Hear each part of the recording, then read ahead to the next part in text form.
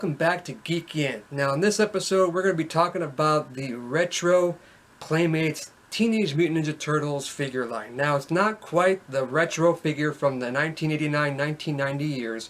These are the classic collection remakes from those figures. They look exactly the same, however the packaging is only different. So let's just go ahead and get straight into it. The first figure here that we got is Michelangelo. Now for those that don't know, this figure may look very familiar. Back in the early 90s, late 80s, these figures are what kickstarted the whole Teenage Mutant Ninja Turtles fandom. The only difference is the packaging looked a little different. So you can see here, it's got the branded Michelangelo and the classic 1988 recreation. But everything else from the figure, the weapons rack, the way the weapons were made, is exactly the same. This wave had 10 figures that represented the initial first wave. However, there's only one difference, which I will go ahead and get into a little bit later on. But you can see here the back of the box is actually the same visual representation of the classic 1988 figures. They also went ahead and remade the Party Wagon.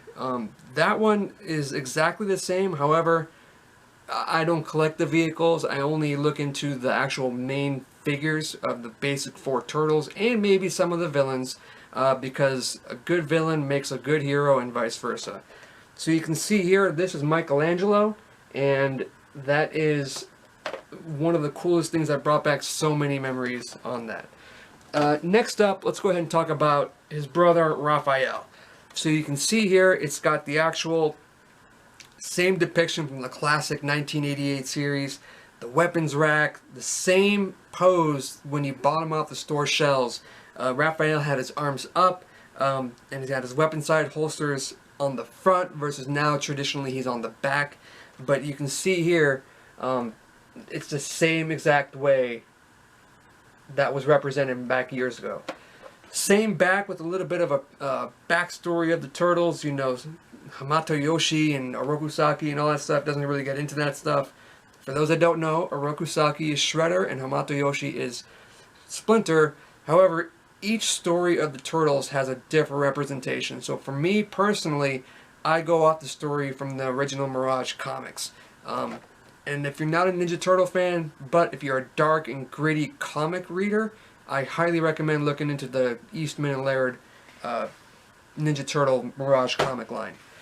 Alright, next up we have Rocksteady. I'm just going to go ahead and just grab them off the floor. So this was the actual depiction, like I said, from the store shelves back in 1990. Rocksteady was a little bit bigger, so he came with a lot less accessories, but he does come with his traditional sewer lid. I always remember that as a kid. He always had that. As a kid, my first turtle was Leonardo, and I remember having a basketball Donatello.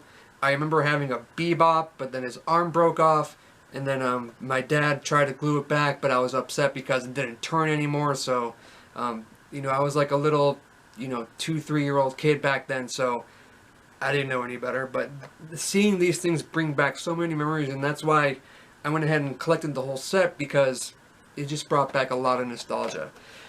Alright, next up we have, like I mentioned, my first Ninja Turtle was Leonardo. So here, it's got a lot of dust on there, but same weapons rack, same everything else. Back is the same. Can't go wrong with any of these things. And I've always loved how Leonardo had his side grin on there compared to the other turtles. I remember Donatello had the full grin, which we'll see pretty soon. Up next we have Master Splinter, aka Hamato Yoshi. Exactly the way I remembered him back as a kid. He had his classic bow and arrow.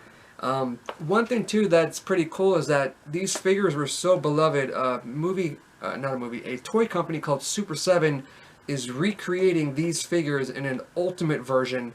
They're going to stand a little bit bigger, and they're going to be kind of like the classic collection deluxe scale figures I showed you on one of my earlier videos. And you can see I got Ray here doing a little cameo appearance. Want to come up here, Ray? So everybody, this is Ray. She made a cameo appearance earlier on on a video here, but she's going to help me discuss this next video, alright? So next up we have Shredder, and this one always was kind of weird to me because I found out that this is not how Shredder looks in the show. He had a lot more silver, a lot more, just looks completely different. Find out later that they couldn't make him to scale because he wouldn't fit. Yeah, he would be a bigger figure, so that's why he's in a crouching position like this. And same back of the box on all this one. The villains are the same, but he's got his classic weapons rack. Pretty much all the weapons are the same. However, the turtles come with their iconic weapons. Okay, next up we have Donatello, the last of the 4 turtles, and he's got his classic brown shade of green.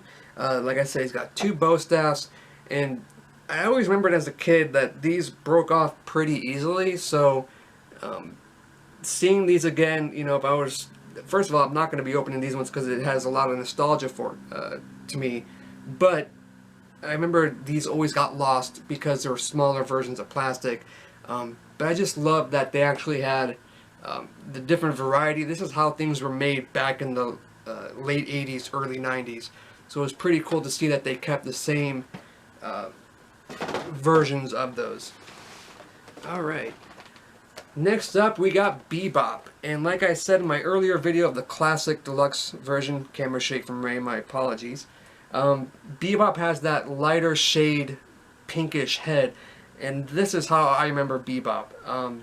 In this one, he's got his blue glasses, and he's got, you know, the sewer lid just like Rocksteady.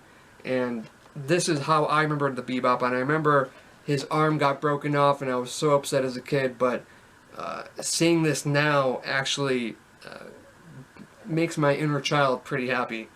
Seeing this again in full scale. He's got his little rat tail type mohawk, and that was so early 90s that I'm so glad that that is no longer the case in 2020.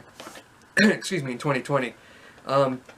Second to last, we have the classic foot soldier, and this one here comes with his, you know, classic weapons. He's got that crouched positioning just because they couldn't fit him in the figures, the packaging, just like Shredder.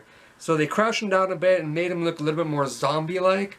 The crazy thing about the original Playmates line is that they gave artists free reign. That's why the original line had so many different variants, so many different villains that never showed up in the actual classic animated series, because they gave the full reign to the actual artist to just go ahead and make anything they want.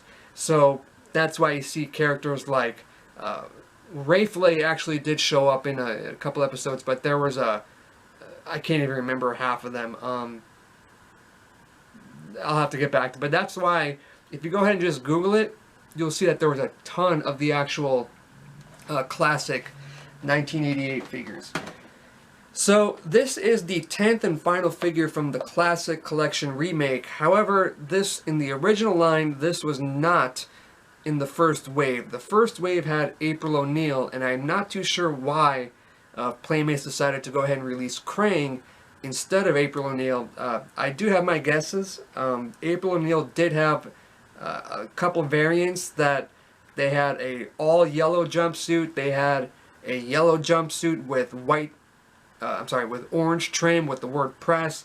Then they had an all orange jumpsuit, if I believe. But I think that's why they didn't want to confuse collectors. So they just went ahead and said, you know what? Let's just go ahead and bring out the second most iconic villain for the Ninja Turtles, and that's Krang. This is exactly how I remember him as a kid. I'm not too sure if I had him back in the day, but I do remember the crazy, vibrant blue in his walker, the blue and the purple details on him and everything, and still I can't see him holding any of the accessories, but this was, they were all released in 2014, and they haven't released any of the other classic collections that were pretty much relevant. They did release, like, I think 4 to 8 more of the more popular versions of the Classic Collection remakes, but I didn't collect those because I was always a basic 4 Turtles guy with a couple of the villains here and there. So that's it for this video, guys. In terms of the classic collections, in terms of all the figures, I think that's a close second to my heart, besides the NECA figures, which are just phenomenal. So if you guys like this video, go ahead and drop a comment below, drop a like, give us a nice little thumbs up. If you guys, till then guys, don't forget to geek out and have fun, and we'll see you soon.